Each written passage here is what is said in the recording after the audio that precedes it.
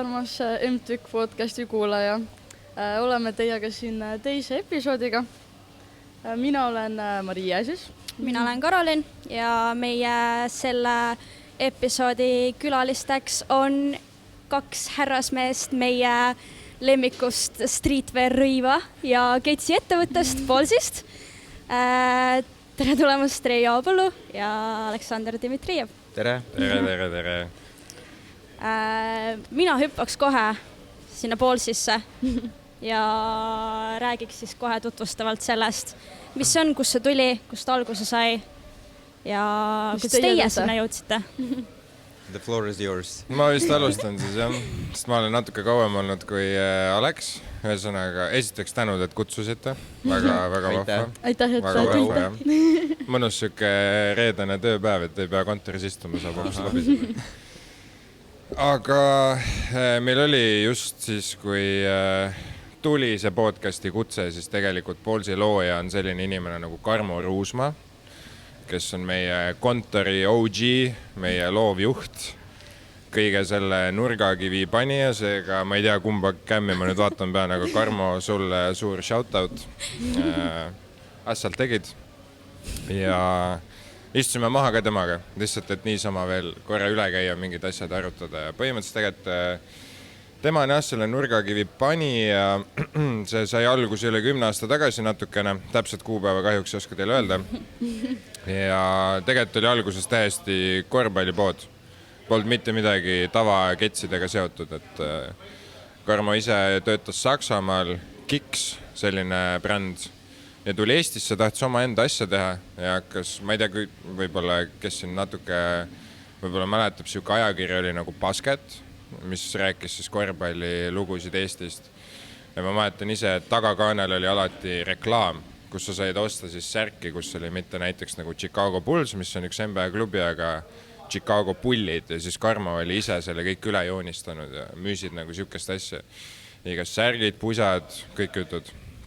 Ja siis hakkas sealt vaikselt tulema see, et kus su Ketsi hakati maale tooma, siis ta nokitses ise sellega ja siis lõpuks kulmineerus selles põhimõtteliselt see välja, et hakkasid esimesed korvpallipoed tulema, kui juba suurem selline startupi mõte oli võib-olla möödas, hakkas nagu suureks ketiks kujunema. Tulid korvpalliketsid, lõpuks korvpallipoed.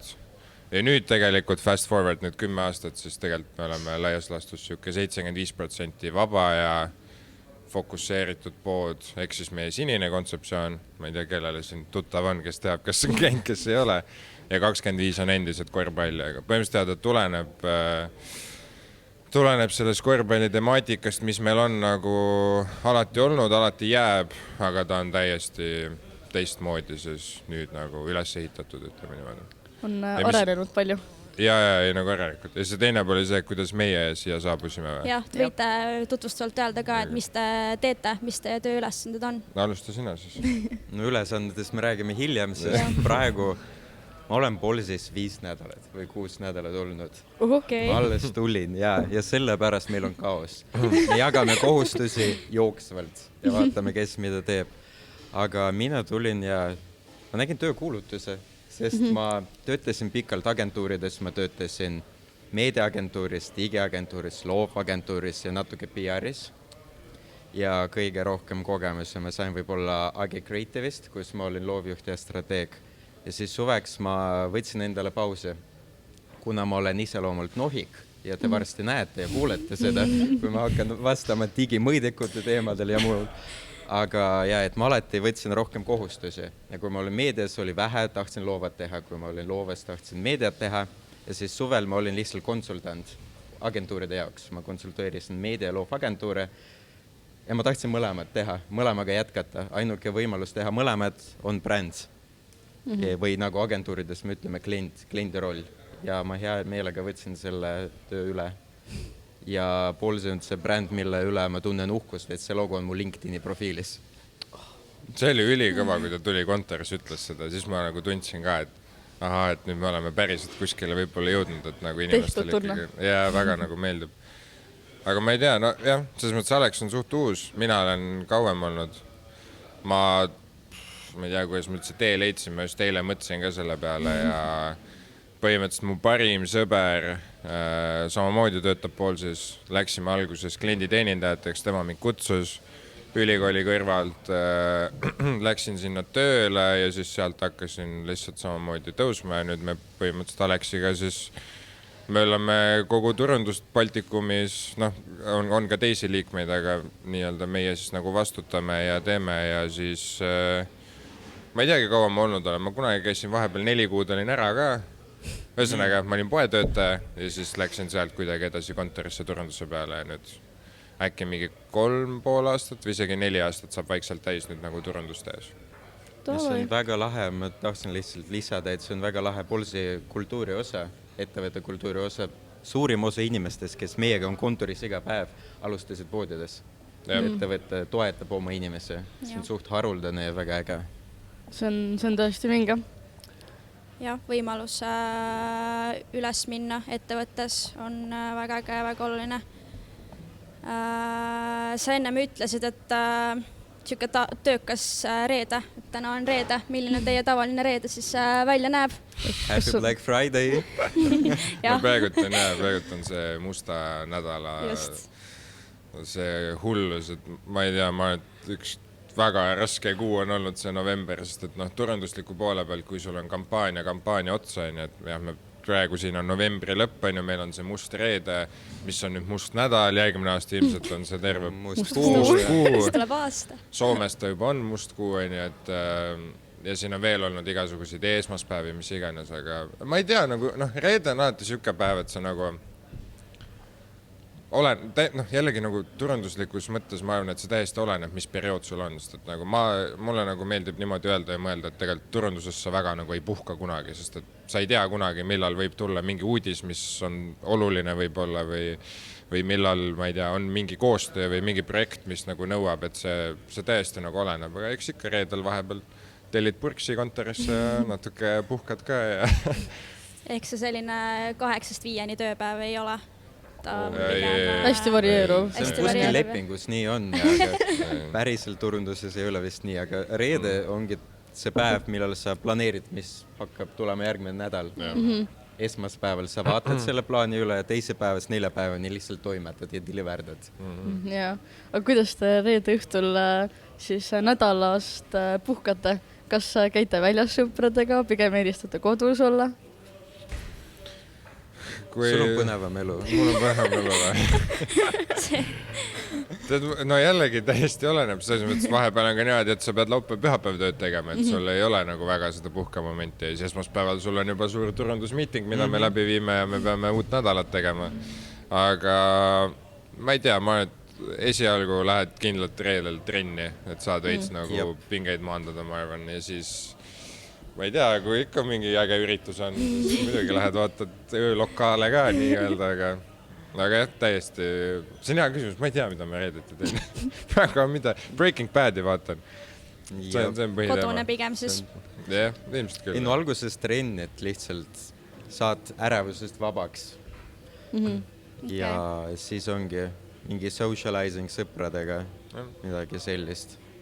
Lihtsalt lülitada välja, siis oled esmaspäevast reedeni, aga mitte 8-5, sellest turunduse mullis ja tahaks mingit vaheldust või pause. Jaa, te enne mainisite seda Polsi sinist värvi, et rääkige veidi sellest ka, et mis see nagu tähendab, mis nagu tagamõtted sellel on, sest tavalisele inimesele tundub lihtsalt sinine värv. Aga see on selles mõttes, ta on mina nagu, kui ma mõtlen Polsi peale, siis minu jaoks ongi see sinine värv. Et kui me lähemegi nagu sinna turunduse poole peale nüüd rohkem, et kas see on ka nagu kuidagi seotud sellega?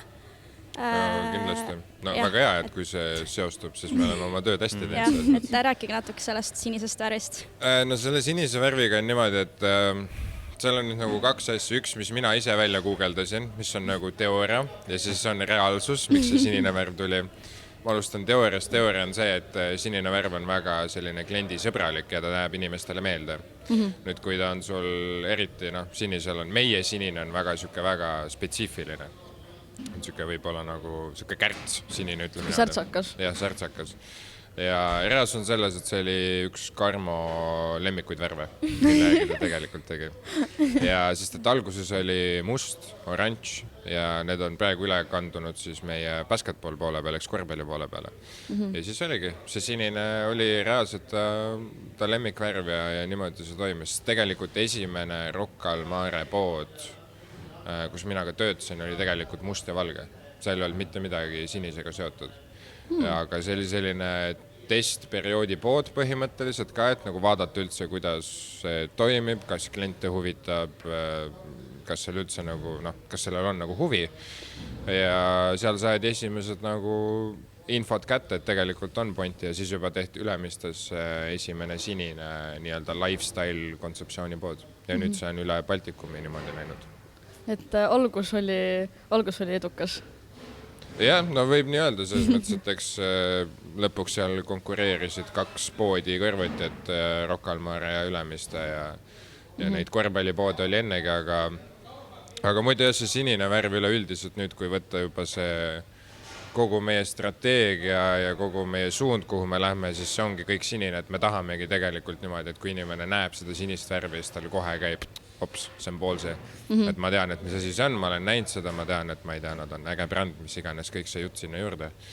Et see toimib selles mõttes. Ja see kohe eristub meid teistest. Ja see nagu paistab hästi silma. Nagu Ülemistes ka, kui nagu kõnnid ringi, siis kõik on siuke nagu pigem neutraalsed värvid, pigem siuke hall mass, aga siis teil seal nurga peal mõnusalt on küll välja paistab. No see on ka üks siuke võib-olla moto ja mõte, mis meil endal kogu aeg peas on, et kuidas me eristume. Et just see sinine värv on 1 ja 5. No üleüldiselt, ma ei tea, mis seal kõik meie tehnilised pooled, kuidas me saame olla see kõige-kõigem, on ju. Et see sinine värv on siis nagu üks osa ja tegelikult, kui sa ka välismaal käid, siis sa näed erinevaid, kas siis streetwear või ketsi või mis iganes poode, mis on teistmoodi lahendatud kui näiteks meil siin, ma ei tea, Baltikumis. Baltikumis, kui sa käidki Ülemiste keskuses, mitte et kellelgi midagi halvaga öelda, ma ei mõtle seda. Aga kõik ongi siuksed sarnased, siuke neutraalne, mõnus, hall, valge, must, aga meil on lihtsalt sinine. Ja ta on kõik see sinine, siis poes mõnus must käib, ongi siuke nagu lahe vibe. Minu arust. Et siuke, jah, minge. Ja, ma olen nõus. Ja, räägime ikkagi siis turundusest, palun. Ja me siiski ei jõudnudki selleni, et mis teie tööülesanded täpselt on. Aha, ikka ei jõudnud. Ma saan aru, et teil on tegelikult täiesti natuke erinevad need ikkagi. Te mõlemad töötate turunduse alal, aga teete erinevat asja. Et alusta sina, Aleksander. Meil on ja ka suurem tiim. Ma kohe ütleks ka seda, et meie Reiuga oleme nagu esiliin, aga meil on tegelikult ka väga tubli fotograaf, copywriter, sotsmeedik, inimesed tegelevad uudiskirja, digimeediaga. Aga mina liitusin, olen turundusjuhi positsioonil, sellepärast minu käes on pikaajalisem strateegiat koos Karmoga, kes on meie brändi isa ja süda. Temaga koos me hakkame töötama brändi suunas, et panna paika ka need väärtused, visioon, missioon, see, mis paistab silma ja mis ei paista silma, aga suunab ja siis pikaajalisem strateegia. Kuna mul on digimeedia taust, siis ma kohe võtsin enda peale suhtlemine digimeedia agentuuriga. Just need mõõdikud, ostumudelid, kuidas mida seadistada, kuidas optimeerida loovlahendused selleks, et oleks kõrgem konversioonimäär ja muud sellised detailsemad asjad. Aga tegelikult me Reiuga jagame kohustusi reaalajas. Mina hommikul postitasin Facebooki, sina tegid midagi sellist. Black Weeki jaoks ma laadisin YouTube'i üles 48 erinevat klippi, et meil oleks väga palju reklaami, mida saaks jooksvalt testida.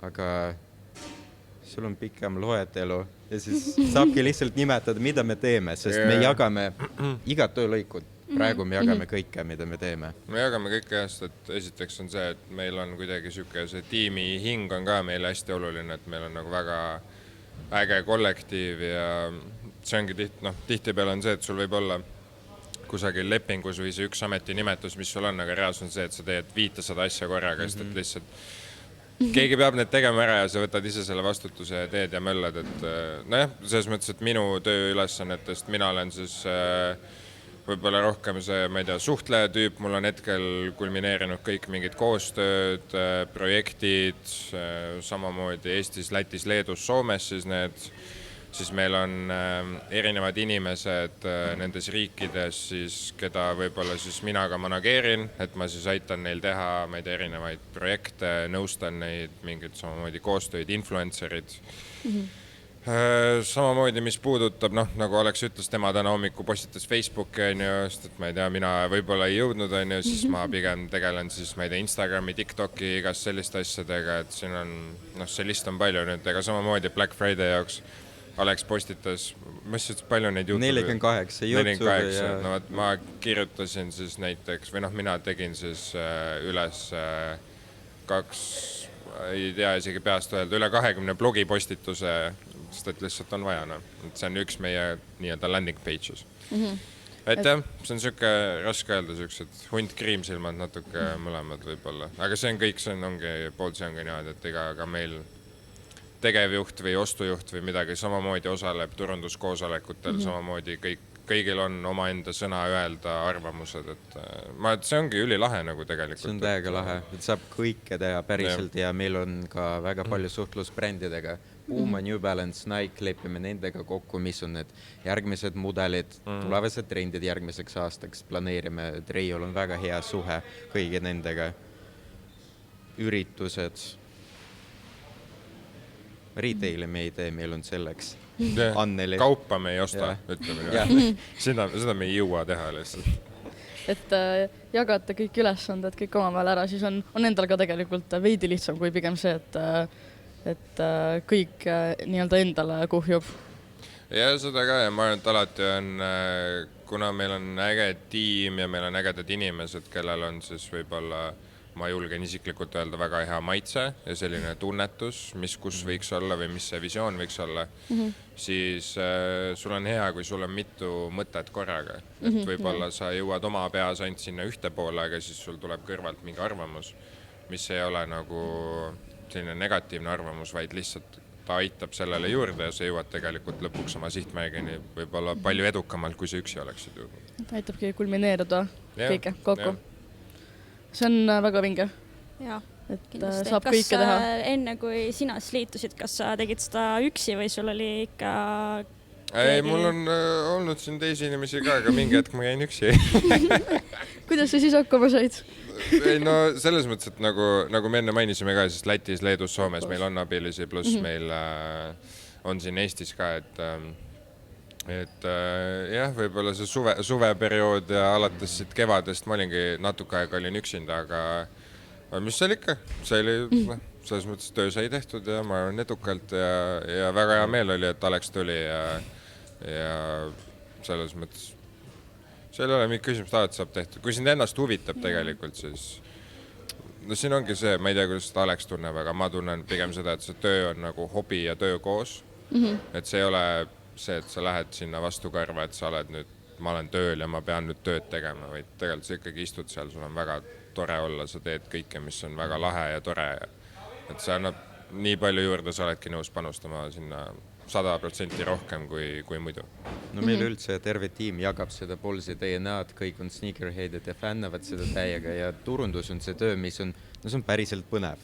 Et sa suhtled ägedate inimestega, sa käid shootidel, sul on loov, sul on analüütiline mõtlemine, kõik on kaasatud. Et see on lihtsalt nii äge, et sa omast vabast ajast hea meelega teed midagi, et eelmine pühapäev me käisime Ülemiste keskuses TikTok'e tegemas ja see on lihtsalt äge. Mõnus mitmekülgne. Jah, et tegelikult võib-olla võibki mõelda, et miks meie peaksime seda tegema, et me saaksime anda selle ülesande kellegile teisele, aga samas, kui sa pead selle tiimi kokku, siis sa tahad seal juures olla, sa tahad võib-olla nõustada, üle vaadata midagi, koos midagi teha. Ja väga ägedad TikTokid tulid. Tulid küll, jah. Gameboy Tetrisega minge vaadata. Ja mina juba nägin neid, tulid For You page'ile mul TikTokis. Väga hea meel, aga ma tahtsin lihtsalt kiita Reio veel üks korda ka avalikult, et minu silmist ongi superkangelane, et pool aastat või natuke rohkem on üksi teinud seda, mida me koos praegu teeme ja ma näen, et see maht on väga suur ja see on väga mitmekülgne töö. See on väga võimas. Ja mina kiidan Alexit vastu ka. kindlasti ja me teeme veel suuri asju koos, nii et aitäh sulle. no väga armas. Teil tundub väga tore koostöö olevat. Muidugi. Tundub, et toimib. Meil on Eesti parim tiim. See ongi põhiline. Rääkisime TikTokist. Räägiks siis trendidest, mis on siis teie teema ka natukene. Et kus rääkige meile, kust need trendid tulevad, kuidas teie nendega kaasas käite, kui oluline see on nendega kaasas käia ja jah. Mul on nohiklik vastus. No pane. No. Ma mõtlen, kuna ma olin agentuuris pikalt strateeg, siis ma pean olema ka teoreetik. Ja see meeldib mulle väga igasugused frameworkid, aga tegelikult trendid on see lõplik asi, mis juhtub, mida me näeme kõik feedis ja igal pool ja kõik saab alguse kultuurilises diskursuses. Ja ma võtan näiteks see retrotrend, mis valitseb juba väga pikalt. Kultuuriline diskursus on see, et tehisintellekt ja kõik muu areneb nii kiiresti, et inimestel tekib ärevus ja me otsime midagi turvalist ja rahulikku, tuttavad. Sellepärast tulevad narratiivid ehk lood sellest, kuidas me otsime nostalgiat, midagi tuttavat, et lihtsalt oma mugavustsoonis olla. Ja juba sellest tulid välja trendid nagu retrotossud, nagu kõik need Adisambad, Stan Smithid ja kõik, mida teeb New Balance viimasel ajal. Aga et ongi väga tähtis panna tähele, kuhu liigub ühiskond ja kultuur. Niimoodi sa saad, kui mitte ennetada trende, aga olla nendeks valmis. Aga Reijo teab, mida nende trendidega päriselt teha. Ei, no seda ka, ma tahtsin nagu siia veel seda öelda, et me oleme nagu, sul on selles Ketsi ettevõttes või üldse streetwear nagu selles sul on väga palju ka erinevaid kontseptsioone, kuidas enda poodi üles ehitada. Meie oleme retail pood, mis tähendab seda, et me müümegi seda toodet, mis on justkui hetkel kuum. Me oleme edasi müüjad, meie saame nii-öelda brändidelt selle toote, meie müüme seda edasi oma enda platvormi.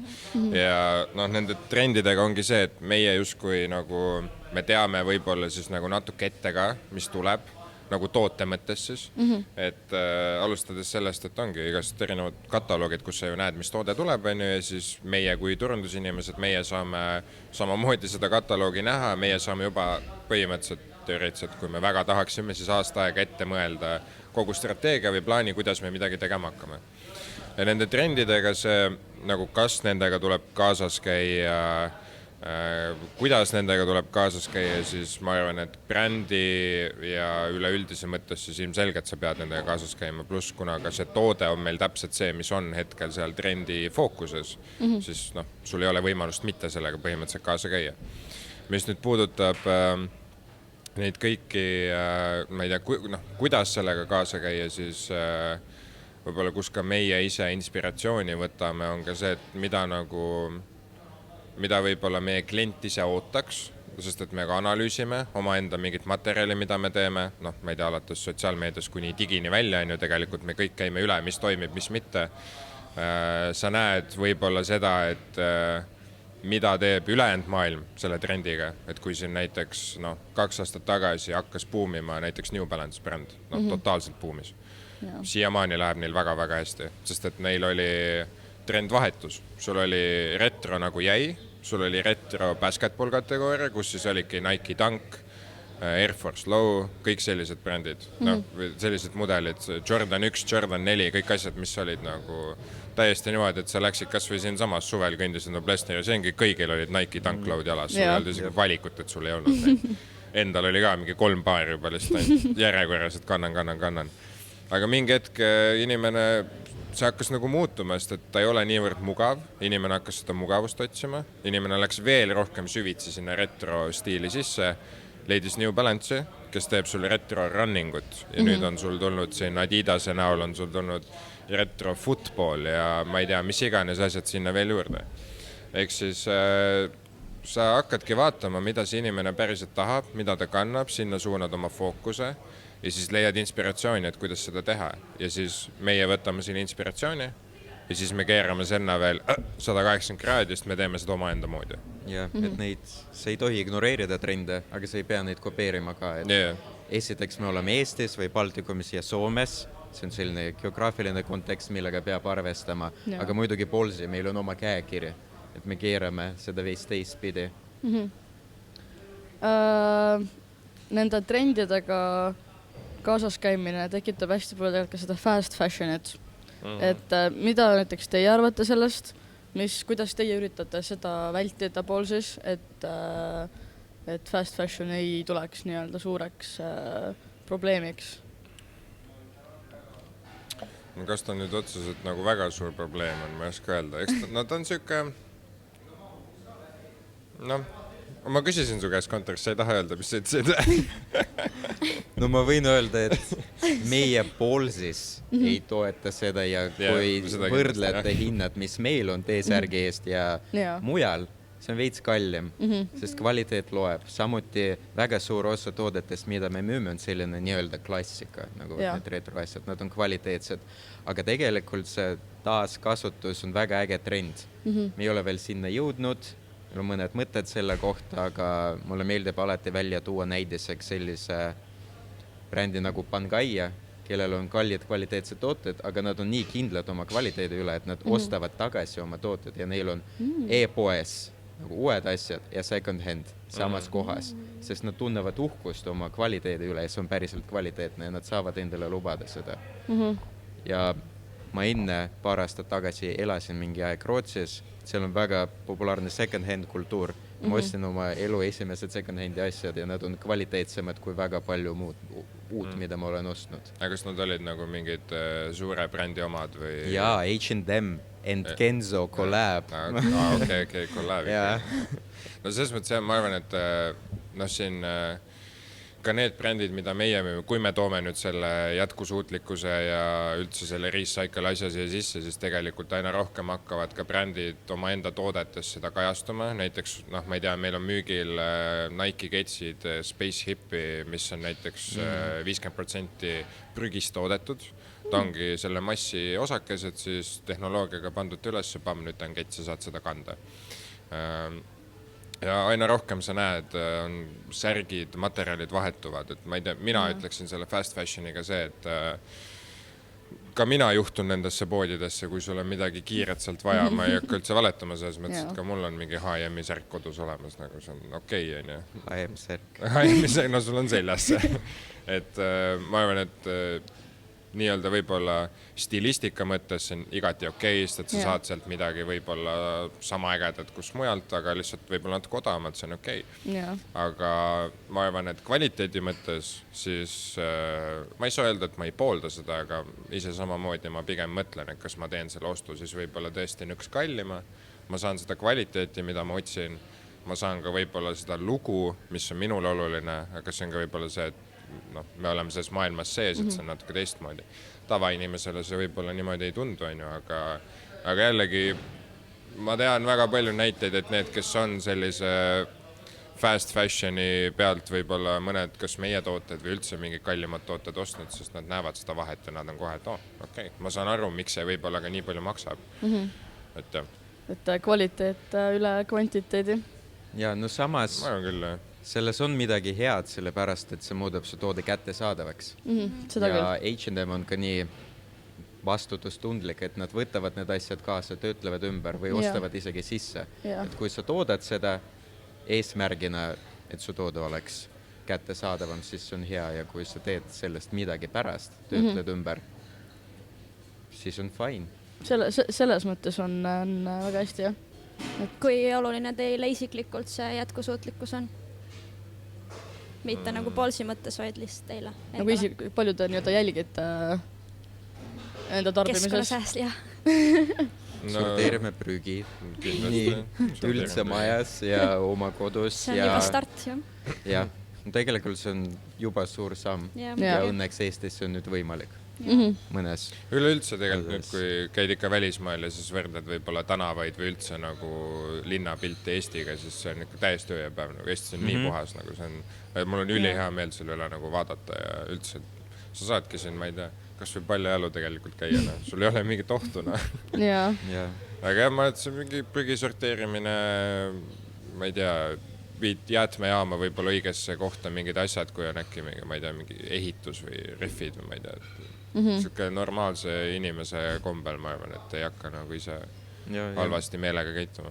Ostame no mina ostan lihtsalt kvaliteetsemad asjad, et ma ei vaja ma ei jälgi igat uut kollektsiooni, ma ei pea.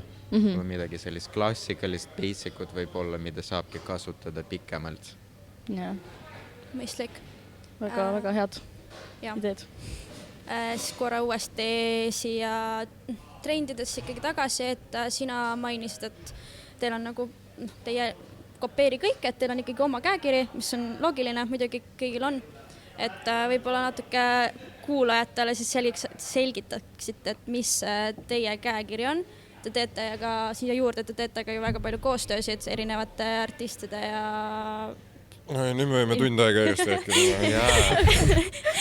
Et jah, mis see teie käekiri on ja mis teil toimub? Pane käima. Ma alustan brändist ja lihtsalt, et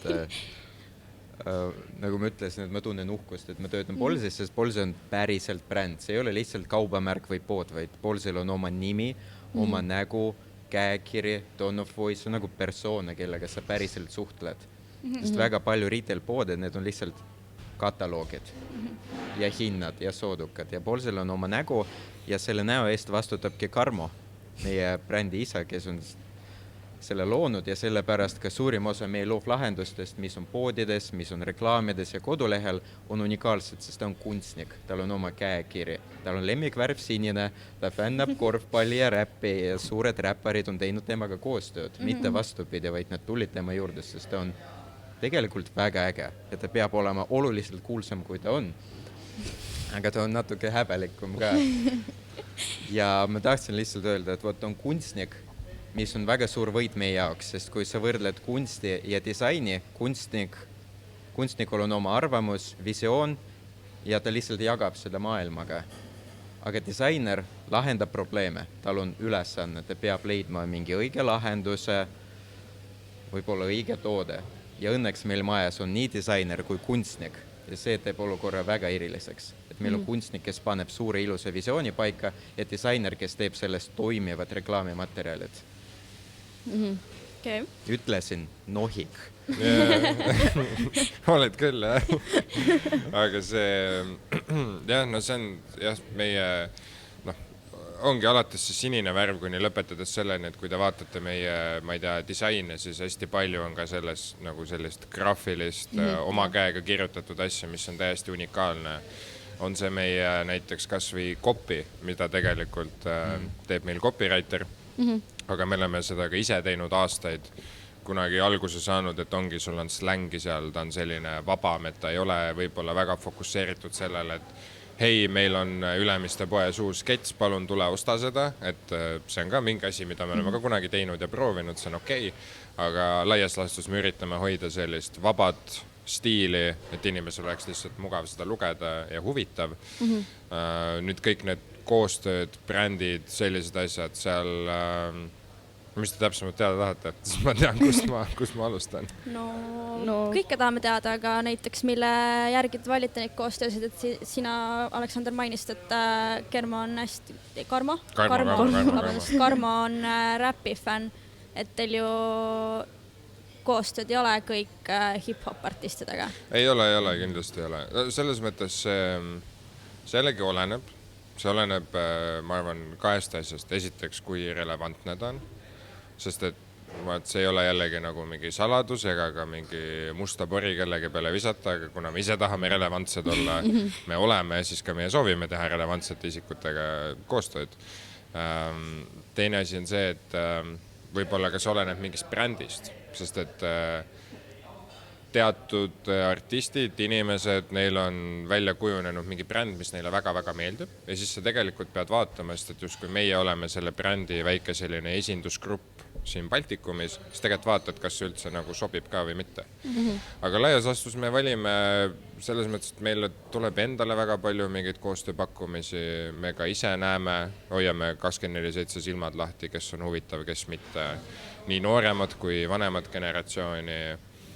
Laias laastus, mis meil siuke läbiv asi on see, et see selline, no ma ei tea, nüüd ma lähen sinna Gen Z sinna, aga siuke vibe peab hea olema. Et see lihtsalt tegelikult tunnetad nagu suhteliselt kohe ära, kui sa töötad selle inimesega koos. Kas esimesest projektist, esimesest isegi meilivahetusest sa saad aru sellest, et aha, okei. ta on tõesti see inimene, kellega me tahame seda teha. Sa tegelikult tunnetad ära, sa näed võib-olla ta loomingut, kui me räägime muusikast, on ju. Et jah, ma ei tea, meil seal ikkagi on ju meil sellised popartistid, hip-hop väga tugeva suunitlusega, võib-olla mõni DJ või festival üldse või mingi välismaa suurem artist, kellega ka me oleme saanud midagi teha, et võib-olla jah, väga ooperilaulja juurde ei ole veel jõudnud, aga mine tea selles aga äkki turunduse poolest toimiks nagu? Arvo Pärt X poolse pusad teha või midagi. Näiteks. Ma ei tea, Paneme kirja. Ma olen see täiesti selles mõttes oleneb, mis suunitlusega, kus me endale nagu fookus oleme saanud, et kui me tahamegi võib-olla mingit suuremat rühma nii-öelda kõnetada, siis me võtamegi võib-olla selle suurem artisti, kellel on võib-olla need jälgijad ja see kogukond nagu seljad, aga kui mitte, siis ongi väiksemad selles mõttes. Ja meil ongi 2 suunda, üks on bränd ja üks on turundus ja kui me räägime brändist, siis Polsi loob community. Meil ei ole lihtsalt nagu koostöö influenceritega, vaid nagu Rei ütles, vibe, see on väga oluline. Et inimesed jagavad samu väärtusi, mida meie, mida Polsi. Nad samuti fännavad seda, sest meil on väga head tingimused. Inimesed ise reeglina küsivad ja nad on ägedad. Ja me oleme üllatunud, et sellise inimesed lihtsalt ise pakuvad, et davai, teeme midagi. Teine pool on turunduslik selles mõttes, et meil on killustunud sisuloojate võrgustik, nad on erinevate profiilidega, et me lihtsalt saaksime katta erinevad auditooriumid. Lifestyle, popmuusika, korvpall, basketball, isegi siis, kui nende jälgijate arv ei ole väga suur, nad on väga erinevad ja niimoodi ka meie reach on parem. Ehk meil on tasakaal sellest, et vibe on hea, reach on hea. Ja siis kuskil keskel saame kokku. Et see ongi see, et sul ei ole, me ei taha olla kunagi selline asi, et me nüüd hullult kellegile ise kuidagi helistame või ma ei tea, justkui otsime seda kontakti, et palun nüüd tee meile see reklaam, et ma ei tea, maksame sulle X summa ja saad selle, mis bla bla bla, vaid pigem lihtsalt see, et okei, kui sul on mingi mõte, meil on mingi mõte, paneme pead kokku, teeme koos midagi ägedat ja nii see põhimõtteliselt ongi aastaid olnud ja ma arvan, et ka läheb edaspidi selles mõttes. Kas teil on mõni halb koostööga olnud? Mul mitte. Sul veel ei ole, aga Reiu, kas sul on mõni halb koostöö olnud? Ei ole. Ei ole. No, siis olen vedanud vist äkki. Teil, see Polsi suunitlus, nagu te alguses ütlesite ka, on pigem, või algusaastatel oli rohkem korvpalli poole, on ju. Nüüd hiljuti te hakkasite siis koostööd tegema Patrik Kristaliga, kes on jalkamängija. Ai, muidugi, Patu, shout out Patu. Ma ei tea, kui vaatama peal, muidugi. Et kuidas selleni jõudsite? No sinna jõudsin mina, selles mõttes, et ma olen ise ka korvpalli taustaga ja tegelikult Patrik on ka korvpalli taustaga, lihtsalt paljud inimesed ei tea seda. Ma ei tea, kas see on nüüd mingi saladus, mis ma välja rääksin, aga ma arvan mitte, sest ma seal videos ütlesime ka seda. Aga Patrik tegelikult käis korvpallitrennis väiksena ja juhtumisi meil oli sama treener ja ka mina juhtusin andma talle mingil hetkel trenne, justkui nagu asendasin. Ja ma ei tea, sealt kuidagi jäi see nagu, mitte otseselt mingi connection, me ei jäänud nagu suhtlema niimoodi, aga alati hoidsime nagu silma peal ja kuna ta on noor talent, ta on heast ikkagi nagu jalgpallis väga-väga kõva sõna Eestis. Väga loodan, et Patrik, sa jõuad kuskile väga kõrgele, usu mind, ma hoian väga-väga pöidlaid sulle. Ehk siis sa ikka hoiad ka brändi mõttes nagu noortel inimestel silma peal, et võib-olla siin ka on mingite asjadega selline väike rivaalitsus tekkinud, et sa saaksid selle inimese just enda kanda. Ja kuna Patrik on väga laheda iseloomuga inimene, esiteks jutt tal jookseb täiesti üli lahe kutt, siis tekkiski see mõte, et kuna ta ka ise, mul on selline tunne, et ta kasvatab oma mingit influencer staatust või midagi ja tihtipeal ongi, see on siuke Eesti võib-olla nišš ka, et no tegelikult ka mujal maailmas, aga Eestis rohkem, et kui sa oled sportlane, siis sa ka tegelikult oled selline avaliku elu tegelane ja ka influencer, mis võib-olla ei peaks kokku käima, aga meil ta käib ja nii see lihtsalt on. Ja siis sealt kuidagi tekkiski, et mul oli täpselt too aeg laua peal oli selline asi, et meil oli Jordan 1 Low Retro Moka siis sketsid ja me tahtsime midagi teha nendega. Ja kuna ma olin Patrikuga juba mitu kuud enam-vähem chattinud, et kuule, et võiks ikkagi midagi teha, et ta varsti nüüd läheb tegelikult Saksamaale minema ka. et siis jõuaks veel teha ja sealt see tuli ja ma arvan, et me teeme ka selles mõttes edaspidi, et jah, see korvpall on olnud, tal on ka osalist korvpalli, nagu te nägite TikToki videost, ta tegi mulle 3 miinuses ära. Võib-olla lasin tal võita, vahet ei ole, aga see, jah, see ei ole ainult nagu sportlaste mõttes, me ei pea ainult tegema korvpalluritega koostööd, et seal võib täiesti vabalt, me oleme mingi motospordi inimestega nüüd teinud nagu Ralf Aron ja Paul Aron ja Varieerub. Ja, varieerub jah, aga ta on lihtsalt äge inimene ja sobib meie brändiga. Nice. Teil on hästi tähtis ka nii-öelda algoritmid, et kuidas teie nendesse nii-öelda suhtute, kuidas nendesse algoritmi muutustesse suhtute, et kuidas Oleks see on sinu koht. Saad enda juttu rääkida nüüd. Tegelikult mitte. Ei, no tegelikult siuke semi. Aga sa alustad. Reijo ja meie sotsiaalmeedia tiim on tublisti võitnud selle vastu. Siiani, enne kui ma tulin, Polsi ei ole boostinud ega võimendanud ühtegi postitust sotsiaalmeedias. Reaalselt null. Mitte kunagi me ei ole boostinud. Ja eelmise kuu tulemus oli 1 miljon orgaanilist vaatamise kuus ainult Eesti Instagramis. Ehk mõnes mõttes algoritm muutub, sinu orgaaniline levik on aina madalam, aga kuna Polsi on community ja kohalikud inimesed, kohalikud näod, teevad midagi, jagavad oma kanalites ja postitused ise on lihtsalt atraktiivsed ja engage'ivad, see lendab hästi ja see ei mõjuta meid üldse. Algoritmi muutused mõjutavad meie paid mediat, sellepärast et seal konversiooni hind vaikselt tõuseb, sest puhtalt konkurents on kõrgem. Algoritm väga palju ei muutu, aga just konkurents on kõrgem ja sellepärast me maksame rohkem iga makstud tegevuse eest, aga kuna me investeerime brändi väga palju, siis samuti konversiooni hind on madalam, aga ja see on väga suur Reijo ja meie sotsmeedia tiimi töö tulemus. Siis on hea, community on tugev, mida rohkem sinu postitust jagatakse, seda parem on orgaaniline levik ja see töötab. Ja nendest algoritmidest veel siis ega ka meie, me oleme kõik ju endale ka ära need kaardistanud, et meil on täpselt üks sama kellaaeg, millal me paneme postitused ülesse.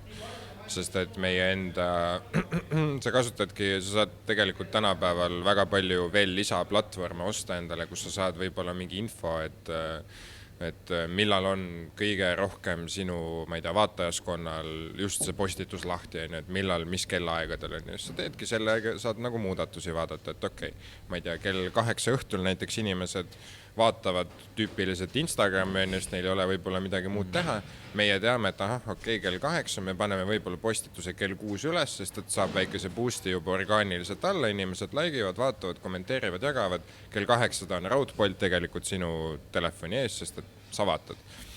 Ja samamoodi on mingid, ma ei tea, TikTokid ja sellised asjad, et neid algoritme, ma arvan, et sa peadki nagu meeles endal hoidma, et sa ei saa, seal on nii väiksed sellised mingid trikikad asjad, näiteks üks asi on see, et sa võid valmis editida ise video, ma ei tea, kus iganes sa tahad, aga tegelikult juba, kui sa paned TikTokis lõppu, kas ma ei tea, muusika paned seal või sa paned logo, näiteks Polsi logo, et ma ei tea, meie inimene ei pane seda kohe video lõppu, vaid paneb see näiteks TikToki stickerina või midagi, siis kohe TikTok tegelikult lükkab algoritmi, et see video on ikkagi siin nagu tehtud ja siis ta annab sinna juba ise selle boosti juurde.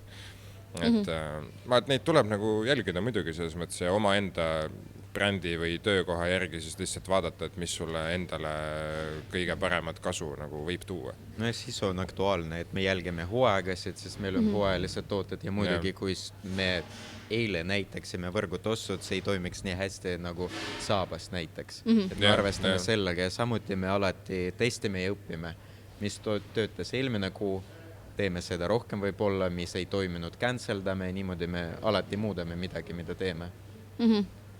Tundub väga tihe töö.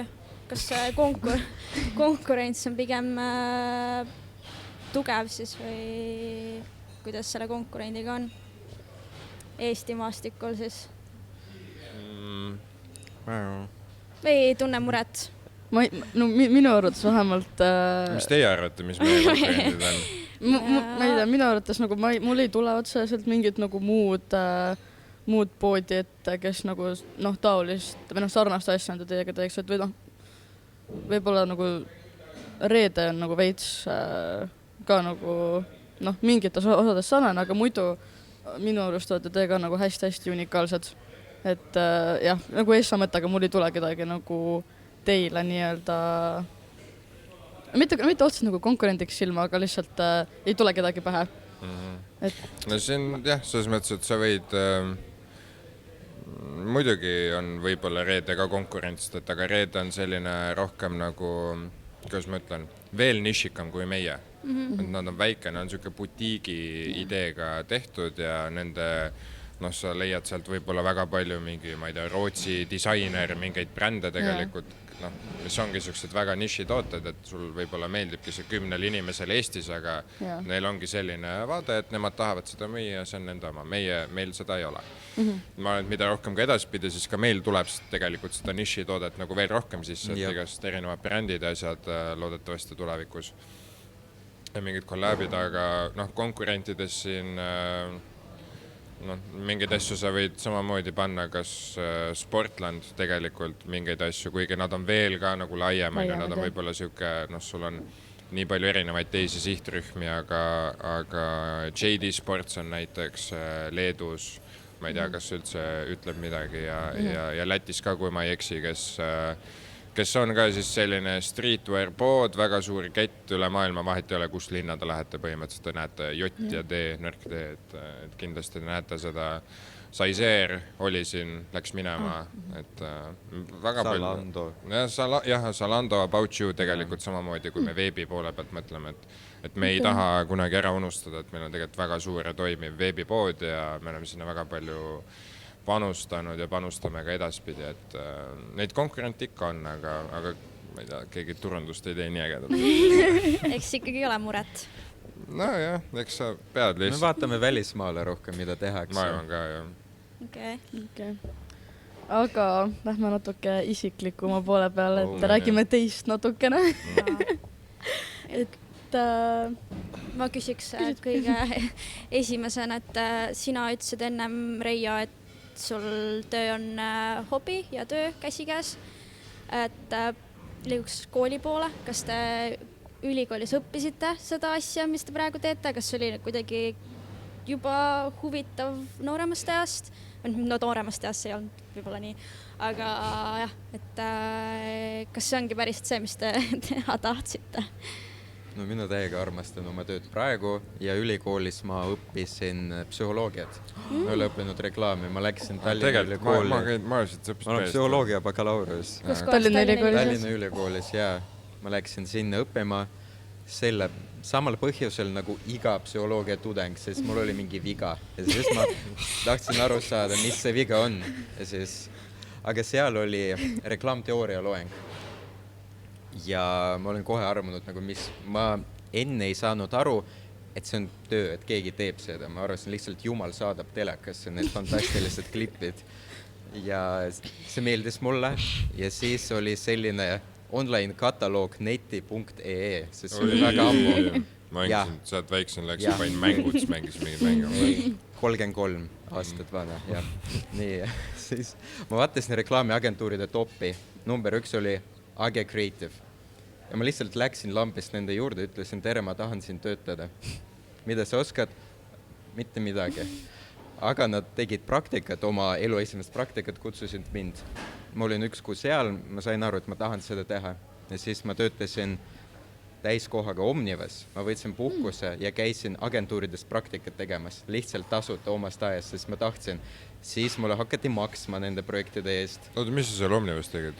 Omnivas ma töötasin kirjasorteerimise osakonnas. Alguses ma olin kirjasorteerija, andmesisestaja, andmetöötlusgrupi spetsialist, andmetöötlusgrupi juht. Võt, ja siis ma... Täiesti üle kvalifitseeritud. Ja ma sorteerisin reklaami enne, kui ma tegin reklaami. Aga ja, siis ma võtsin vabast ajast need ajad, käisin palju Ecuadoris. Nad olid väga avatud koostööle ja mul hakkas tekkima vaikselt portfoolio. Seal mulle öeldi, et ma pean tegema müügitööd, et mul oleks relevantne kogemus. Ma tegin müügitööd. Väga halb. Ei meeldi üldse. Seal ma sain teada, et on olemas meediaagentuurid. Ma kirjutasin otse meediaagentuuri, ma tahan siin töötada. Ilma töö kulutuseta. Nad kutsusid mind vestlusele ja ma sain digispetsiks Mediacomis. Minu peamiseks kliendiks oli Coca-Cola. mis on muutnud mu elu.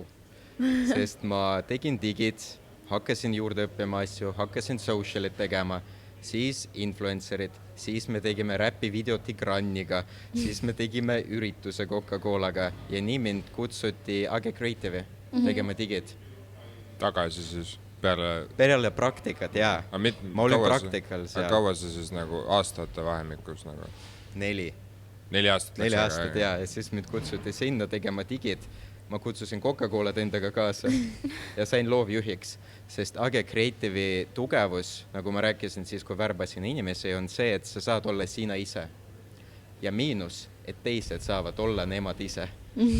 Ja siis ma lihtsalt võtsin vastutuse, õppisin loovjuhiks, siis strateegiaks, tegin stsenaariume ja kõike muud. Käisin Rootsis, töötasin digiagentuuris strateegina, hakkasin sõpru igatsema, kolisin tagasi Eestisse. Ja that's about it. Ma armastan, mida ma teen. Esiteks, mis tahtejõud. Minul ei ole sükst asja vist, aga kas see psühholoogia on sul siis täiesti, kas sa lõpetasid ära ikka selle? Ma lõpetasin ära, ma ei ole seda kunagi kasutanud oma töös, sest ma usun empaatiasse rohkem kui need neuroturundustehnikad. Okei. Ehk siis see on jäänud pigem tahaplaanile. Enda jaoks, jah, ma sain aru, mis mu viga on. Aga kas selles turunduses seda nii-öelda nagu mõjutuspsühholoogiat, seda ei kasuta? Ei, ma valin empaatiat. Ma alati teen eeltööd ja see on strateegi lõbu, et agentuuris, kui sa oled strateeg, sa saad lihtsalt briefi kliendilt, mis on lihtsalt sihtgrupp, eelarve, eesmärk ja that's it. Ja siis strateeg teeb uuringu, ta vaatab kultuuri, ta vaatab konkurente, oma toode, võib-olla kanaleid ja mingi 5 asi, mida ma alati unustan. Aga sa analüüsid kõike, mis on sinu ümber ja kui sa analüüsid seda hästi, sealt kristalliseerub see lahendus, ta tuleb sulle loomulikult ette ja sa teed midagi, mis on relatable. See oli alati mu lemmik asi teha midagi, millega inimene saab samastuda. Niimoodi me tegime väga palju Work in Estonia, Visit Estonia, SEB ja teiste brändide kampaaniad, kus inimene lihtsalt näeb ennast ja tunneb ennast ära. Täiega lahe. Väga huvitav. Aga minu käest küsige, mul ei ole elu sees nii põnev elu olnud. Jaga ikka. Õnneks me küsime. Õnneks te küsite.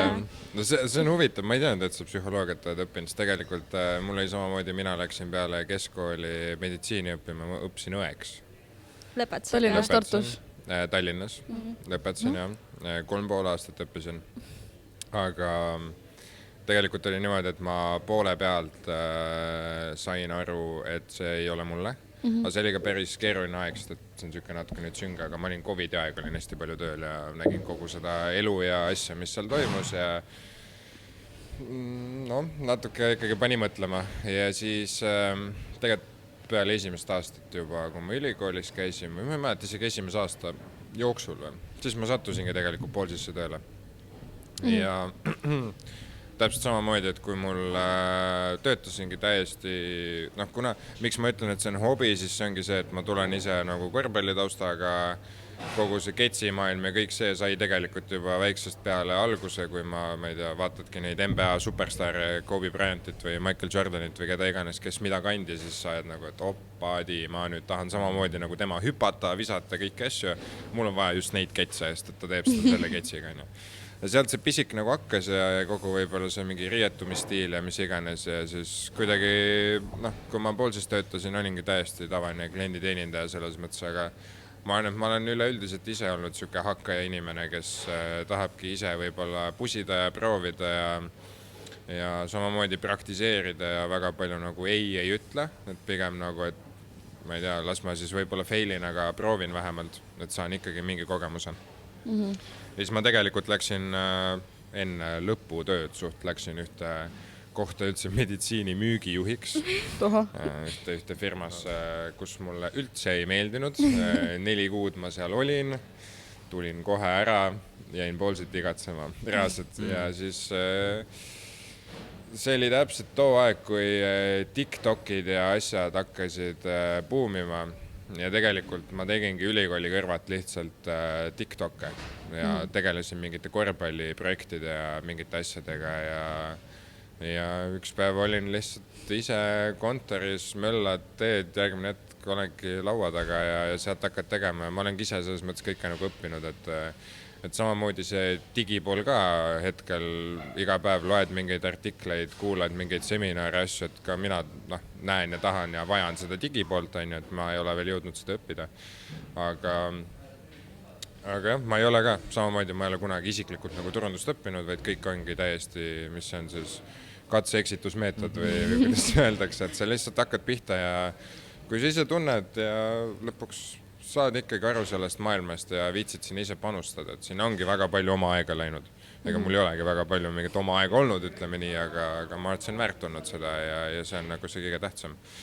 Ja kindlasti tulevikus ka, nagu ma olen ikka kaugemale ja kõrgemale ja kõik nagu asjad, et ma ei tea, ma olen mõelnud samamoodi, et võib-olla peaks minema turundust õppima, muidugi ma ei välista seda, et ma lähengi ja teengi, ma ei tea, baka vähemalt ära, aga antud hetkel ma ei tea, pole vaja olnud õnneks. No me õpime iga päev. Ja see on, sa tegelikult õpid, kas või nagu see üks trend jälle, mis sa nagu ära on ju õpid, ma ei tea, väga nagu lihtne näide. Jälle sa õpid selle trendi pealt midagi, mis nagu kaasneb selle turundusega tulevikuks. Et sa pead lihtsalt ise kuidagi peale hakkama ja tänapäeval on, veel kord ma rõhutan, internet, ma ei tea, TikTokid, Instagramid, kogu Google on igast erinevad materjali täis, mida uurida, ise analüüsida, vaadata, ise õppida, ma ei tea, panna kirja mingid tasuta seminarid, no sa saad kõik asjad tegelikult ise kätte, kui sa viitsid otsida ja vaeva näha. Jaa, seda küll, see on nii lahe, kuidas nagu see karjääriredel on nagu nii suurelt pöördunud, et hakkasite täitsa nagu tõesti asju õppima. Kui nüüd, siis millega te siis nüüd tegelete? Puhas uudishimu. Lihtsalt huvitav. Mulle meeldis reklaam sellepärast, et ma saan olla loov ja analüütiline, mis mõlemad on mulle olulised. Ja Reijo tunneb nii hästi subkultuuri. See huvi on loomulikult kunagi kuidagi suunanud meid. Ma arvan, et see on kogu see, sellepärast ma ütlengi, et see on nagu hobi, sest et see on juba nii väikses peal olnud selline teema, mida ma tarbin, oma esimese nutitelefoni sain, sa lähed kohe, teed Instagrami lahti, sa hakkadki sealt, ma ei tea, mingit artiste jälgima või üldse stiili või mingit sellist asja, et ka sellepärast nagu sobib see töö, ja üleüldiselt ma arvan, et reklaam nagu mulle pigem ka meeldib see kunstiline pool, mis seal on kõik nagu selja taga ja sa näed seda ja saad elada, need telgitagused tegelikult nagu valdav osa inimesi ei tea, mis tegelikult toimub seal reklaamklipi taga. Et see võib näha, välja on lahe, et sul on seal, ma ei tea, kets, mis keerleb või midagi, aga kui palju tööd, vaeva ja mitu 10 inimest sul võib olla seal taga, kes igal ühel on oma väike osa. Ja mitu Red Bulli sa oled ära joonud selle võttepäeva jooksul. Ja mitu korda sa oled otsa eest higi ära tõmmanud, et sa oled nii närvis või midagi juhtub või on midagi vaja parandada, et see on korralik mölleka. Aga ma julgen öelda, et nii Reijo kui mina praegu teeme sama asja, mida me teeksime ja tegime tasuta enne. Et tegin tasuta reklaame, sest see on lihtsalt huvitav. Aga selle ülikooliga pigem tunnete, et te mõlemad lõpetasite ära, et pigem tunnete, et oli siuke ajaraisk või ikka nagu hea kogemus. Tavaliselt tudengid ikkagi, kui nad poole pealt tunnevad, et see ei ole nende asi, et siis nad lähevad õppivad võib-olla midagi muud või teevad midagi muud, aga teie nagu mõlemad ikkagi lõpetasite selle asja ära. Lõpetasin. Ja see on väga väärtuslik vundament ja ma ütlen seda mitte sellepärast, et see on TalTechi podcast, aga päriselt need baasteadmised on väga olulised. Aga kus sa psühholoogiat õppisid? Tallinna ülikoolis. Ma elasin TTÜ Ühikas, aga õppisin Tallinna ülikoolis. Hea skeem.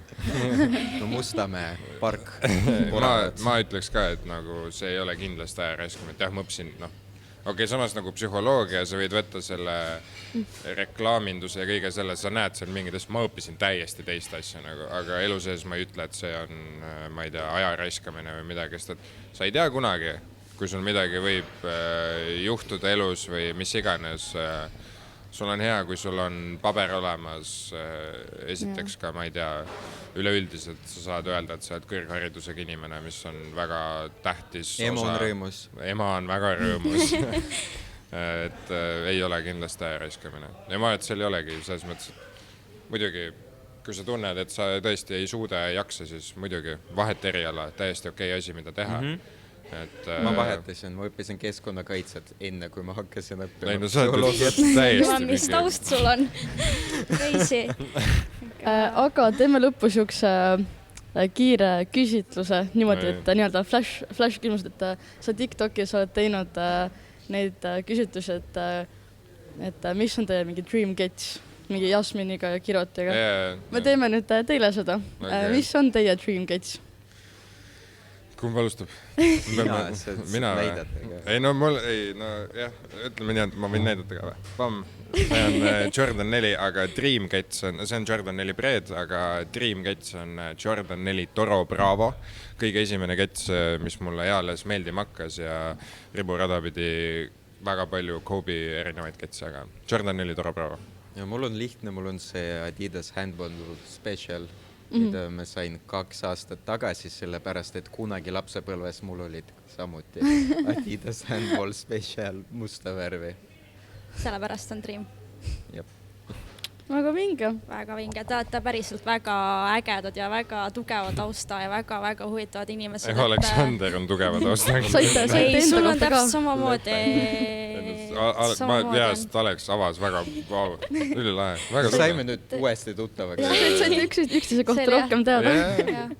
Et jääkski rääkima teiega siia, aga kahjuks aeg lõpeb. Nii et meie poolt mega suur aitäh, et tulite ja rääkisite ja avasite. Aitäh, et kutsusid. Väga lahe oli rääkida teiega. Aga meie sooviksime tänada meie armsaid sponsoreid, kes aitavad podcastil olla nii hea, kui ta on. Et aitäh Formile, siis Passiflorale ja Uma restoranile, kus me siis saame mõnusalt salvestada siin. Jah, näeme järgmises episoodis. Näeme järgmises episoodis.